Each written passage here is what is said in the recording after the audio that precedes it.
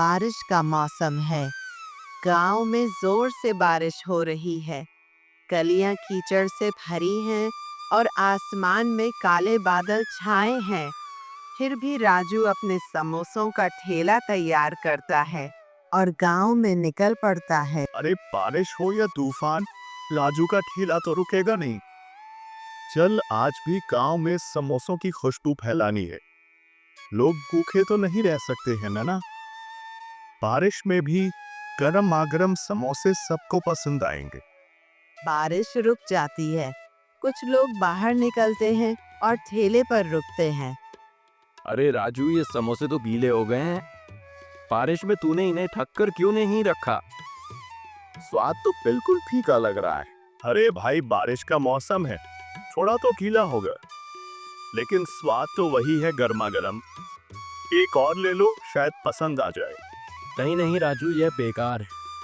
बारिश में समोसे लेना ही गलती थी। अगली बार सूखे और कुरकुरे समोसे लाना, तब बात बनेगी। लगता है आज का दिन मुश्किल है, लेकिन हिम्मत नहीं हारती। ठीक है भाई, कल और बेहतर समोसे लाऊंगा जरूर। राजू दिन भर मेहनत करता है, लेकिन किसी को उसके समोसे पसंद नहीं आते। बारिश की वजह से समूह से कम दिखते हैं। वह थक कर और निराश होकर घर की ओर लौटता है। सुरेश गीला गीला घर लौटता है। उसका कपड़ा बारिश से भीगा हुआ है और चेहरा थकान और निराशा से भरा है।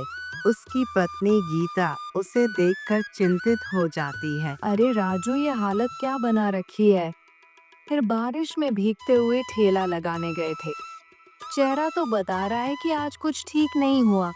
समोसे बिके कि नहीं? हाँ गीता, क्या बताऊं, बारिश ने सारा खेल बिगाड़ दिया। लोग समोसे खरीद तो रहे थे, पर सब कह रहे थे कि गीले हो गए हैं।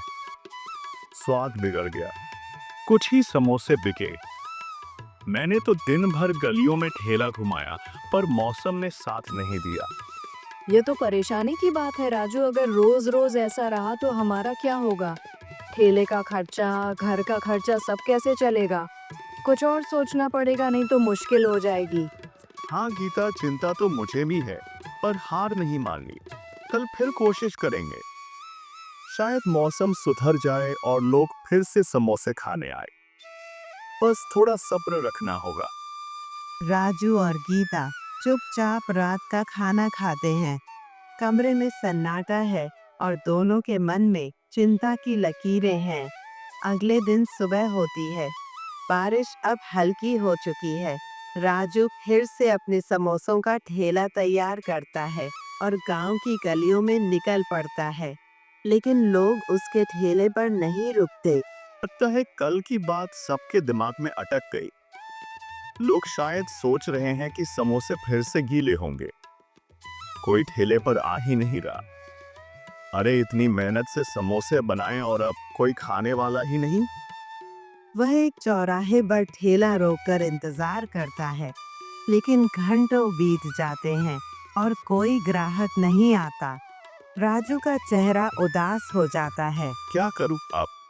अगर ऐसे ही रहा तो ठेला चलाना मुश्किल हो जाएगा। तभी एक बूढ़ा व्यक्ति जिसके कपड़े पुराने और फटे हुए हैं, धीरे धीरे ठेले के पास आता है। बेटा, एक समोसा दे दे, बहुत भूख लगी है, दिन भर से कुछ नहीं खाया। बाबा आपके पास पैसे हैं? बाबा आपके पास बेटा, मेरे पास तो एक पैसा भी नहीं है, बस सोचा शायद तू कुछ दे दे।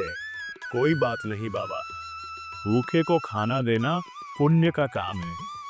ये लो, गर्मा गर्म समोसा खाओ और ताकत लाओ। बेटा, तेरा दिल तो सोने जैसा है, ये समोसा बहुत स्वादिष्ट है। भगवान तुझे हमेशा खुश रखे और तेरे ठेले पर बरकत दे। शुक्रिया बाबा, आपकी दुआ ही काफी है। आसमान फिर से काले बादलों से घिर जाता है और अचानक तेज बारिश शुरू हो जाती है। बारिश की बूंदें ठेले पर रखे समोसों पर गिरने लगती हैं। राजू परेशान हो जाता है। अरे ये क्या हो गया? फिर से बारिश। अब तो सारे समोसे भीग जाएंगे। कल लोग बुरा भला कह रहे थे और आज फिर वही हाल। मेहनत पर पानी फिर जाएगा। तभी बूढ़ा व्यक्ति अपनी पुरानी मोटी बोरी उतारता है जो उसने बारिश से बचने के लिए ओढ़ रखी थी। बेटा परेशान मत, यह पूरी ले, इसे अपने ठेले पर डाल दे। इससे तेरे समोसे भीगने से बच जाएंगे। लेकिन बाबा, अगर मैं यह बोरी ले लूं तो आप कैसे बचेंगे इस बारिश से? आप तो खुद भीग जाएंगे। मेरी चिंता तू मत कर बेटा, यह बोरी तुझे ज्यादा जरूरी है। ले रख ले इसे और अपने समोसों को बचा। बाबा, आपका बहुत बहुत शुक्रिया। आपने मेरी बड़ी मुसीबत हल कर दी। बस अपना काम करते रहे बेटा। अच्छे दिल वालों का हमेशा भला होता है। बूढ़ा व्यक्ति धीरे धीरे बारिश में चलना शुरू करता है, लेकिन अचानक वह बारिश के पर्दे में गायब हो जाता है। वह बोरी को और मजबूती से ठेले पर बांधता है। बारिश अब थम चुकी है।